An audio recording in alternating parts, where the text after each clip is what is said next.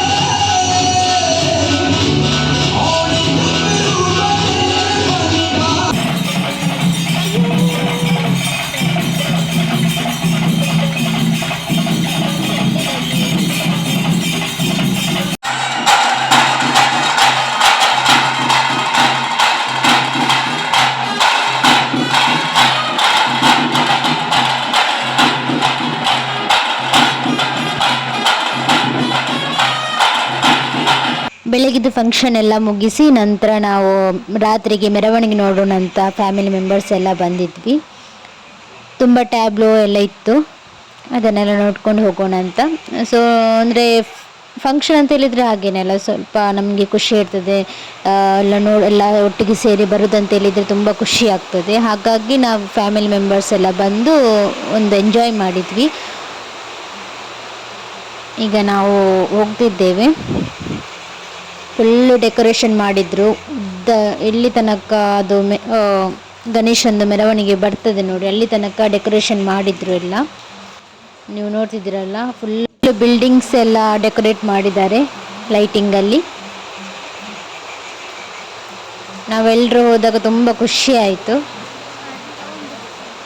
ಅದು ನೋಡಲಿಕ್ಕೇ ಚಂದ, ಒಂದು ಮೆರವಣಿಗೆ ಬರೋದು, ಒಂದು ಚೆಂಡೆ ಆಗಲಿ, ಹುಲಿ ವೇಷ ಆಗಲಿ ಎಲ್ಲ ನೋಡಲಿಕ್ಕೇ ತುಂಬ ಚಂದ. ಇನ್ನು ಸ್ಟಾರ್ಟ್ ಆಯಿತು ನೋಡಿ.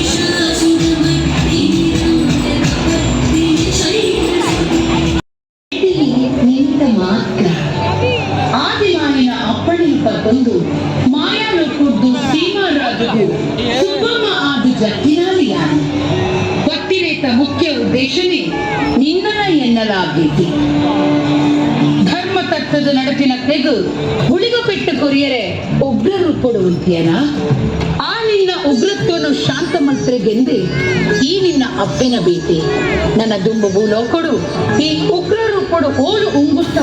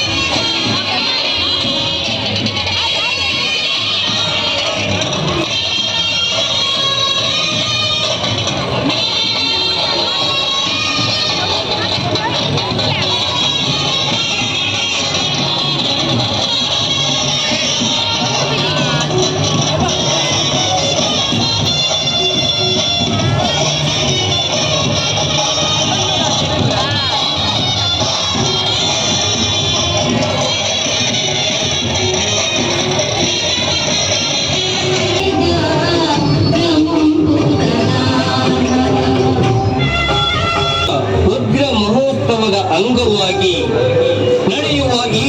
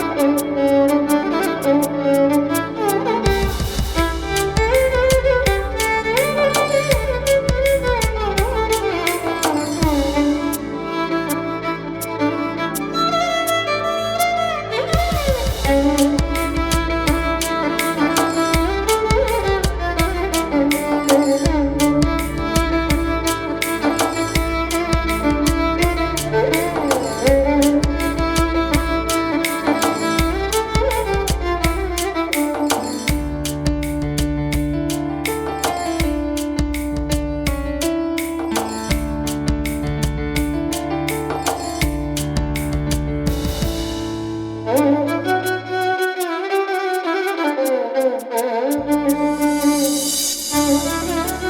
ನಾವು ಎಲ್ಲ ಫೈನಲ್ ಆಗುವ ತನಕ ನಿಲ್ಲಲಿಲ್ಲ.